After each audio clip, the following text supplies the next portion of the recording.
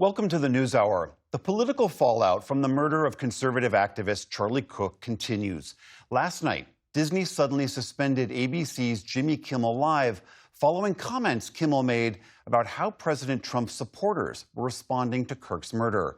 That suspension was cheered by the president and his allies, but has also raised concern of censorship and the future of the First Amendment. Today, Democrats on Capitol Hill introduced a bill to protect free speech. That's censorship. That's state speech control. That's not America. In a fierce rebuke to Kimmel's suspension, Senate Democrats today accused the Trump administration of using Charlie Kirk's murder to silence critics. It began 4 days ago. ABC's late-night host took jabs at Trump and the right over their weekend messaging about the suspect in Kirk's assassination. We had some new lows over the weekend with the MAGA gang desperately trying to characterize this kid who murdered Charlie Kirk as anything other than one of them and doing everything they can to score political points from it. That monologue aired after a weekend when Utah's Republican governor had suggested the suspect had leftist ideology, but the day before, prosecutors and the suspect's mother echoed that same belief. Intent to seek the death penalty. Then yesterday, some sharp criticism from the chairman of the FCC, the Federal Communications Commission. I mean, look, we can do this the easy way or the hard way. Trump appointed Brendan Carr threatened federal action if local ABC affiliates didn't do something about Kimmel.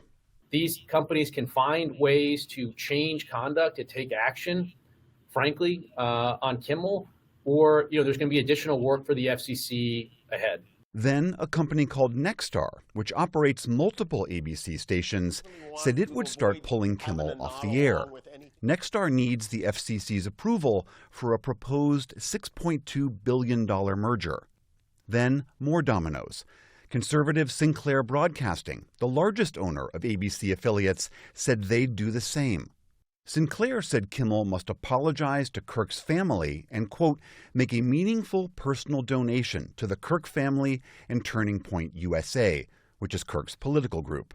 Mr. President, it's a pleasure. While meeting with the British Prime Minister in the UK today, President Trump rejected the idea that free speech was under attack. Well, Jimmy Kimmel was fired because he had bad ratings more than anything else, and he said a horrible thing about a great gentleman known as Charlie Kirk. And Jimmy Kimmel is not a talented person, and they should have fired him a long time ago. So, you can call that free speech or not. This summer, the president celebrated when CBS canceled the show of another of his critics, Stephen Colbert. CBS cited financial reasons for the cancellation, even as its parent company, Paramount, was finishing a deal of its own, which also required FCC approval. But critics say Colbert's and Kimmel's political positions were why they were targeted. This is what authoritarianism looks like right now. In this country, it's happening.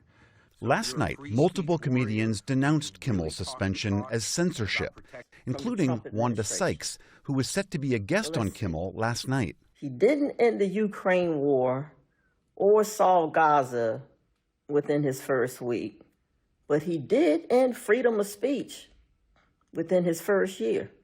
And today, former late-night host David Letterman weighed in, talking with our colleague, The Atlantic's Jeffrey Goldberg. And you can't go around firing somebody because you're fearful or trying to suck up to an authoritarian criminal administration in the Oval Office. That's just not how this works. Others celebrated the move to take Kimmel off the air. Kimmel's recent vile remarks about Charlie Kirk's assassination, it should come as no surprise given his lengthy history of mocking conservatives, never-ending Trump bashing, which is why his ratings sucked. And earlier today, FCC Chair Carr warned more federal action could be coming. But yeah, I don't think this is the last shoe to drop.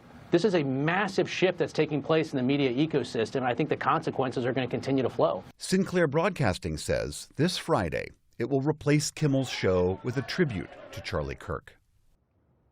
For the record, we asked FCC Chairman Brendan Carr for an interview, and his office did not respond. For more, we turn now to Dylan Byers. He is senior media correspondent at Puck. Dylan Byers, thank you so much. Help us understand, what has been the reaction in the media world to Kimmel getting pulled off the air? Well, it's been rather overwhelming. I mean, I think there's a pretty broad consensus here, and certainly my own reporting and the reporting of others bears this out, that this was a decision that Disney CEO Bob Iger made due to the pressure from the FCC. The remarks that you referenced that Kimmel made came on a Monday night. There was no move to take Jimmy Kimmel off the air by Disney for his show the following night. But after the Chairman Carr went out and gave an interview and suggested that he would put pressure on ABC, after Nexstar decided that it would preempt Kimmel's show on its owned and operated stations, then Disney made the move to preempt Jimmy Kimmel's show. And look, you mentioned it there in your package. There was some precedent for this with Paramount's decision to cancel Colbert, which was justified by the fact that Colbert was losing a significant amount of money for the network. And so there's some ambiguity around this decision. There doesn't seem to be any of that ambiguity here. This is pretty clearly a decision that Disney came to in light of that FCC pressure, in light of that Nexstar pressure, perhaps also because they need regulatory approval for another deal that Disney is seeking to acquire, Fubo. So the FCC certainly has the power to renew licenses, to revoke licenses. It does not have the power to censor content. And what we are seeing here is a sort of indirect, albeit pretty brazen attempt to influence the programming on ABC television. Earlier today, we spoke with a constitutional scholar, Ilya Sloman. He's a professor of law at George Mason University and also at the libertarian think tank, the Cato Institute. Here's what he had to say about Trump and the FCC's actions here. Trump is definitely abusing the power of the FCC. Whatever other authority it might legitimately have, it does not have the power to force stations to take people off the air merely because they have views the president objects to, and it definitely is a violation of the First Amendment. If there's anything that violates the First Amendment, it's government pressure and coercion to censor political speech. Now, that is something that FCC Chairman Brendan Carr used to believe. There are multiple statements where he is echoing that same idea, that it is not the FCC's job to police speech. How has he responded today as to how he has had this reversal of opinion? Well, look, I don't want to editorialize here, but I would say if you're looking for intellectual consistency here among many officials in this administration, you'd be hard pressed to find it. Look, by going out and giving an interview and just suggesting that you can do this the easy way or the hard way, you at the end of the day, I suppose you can technically say it was Disney's decision. I didn't do it, but that that sort of reeks of sort of mafia level tactics of sort of veiled threats and coercion that Disney, by virtue of the position it's in and by virtue of the FCC's leverage here, that it was willing to, frankly, capitulate to. The MAGA world, the president himself and all of his supporters have celebrated this move, saying that this was a consequence of his actions, of Kimmel's actions. What else have they been arguing as to why they think this is a great thing that has happened?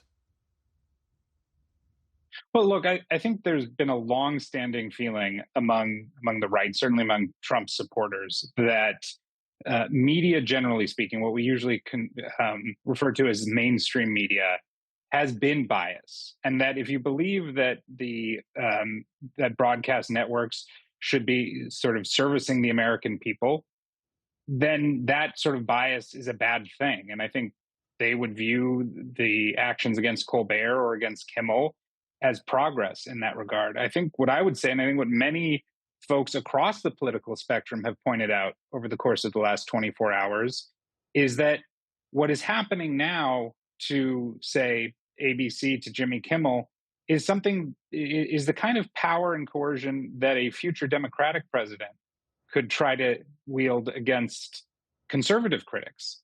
So this does not set a good precedent. At the end of the day, one thing that I think we can all agree, we all value here, is living in a society where people are able to go out and make jokes and state political opinions without fear of retribution from their employer, because their employer has a deal pending approval by the federal government.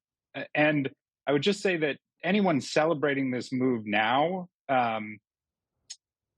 would probably going to rethink that in future administrations if future administrations try to wield that power too.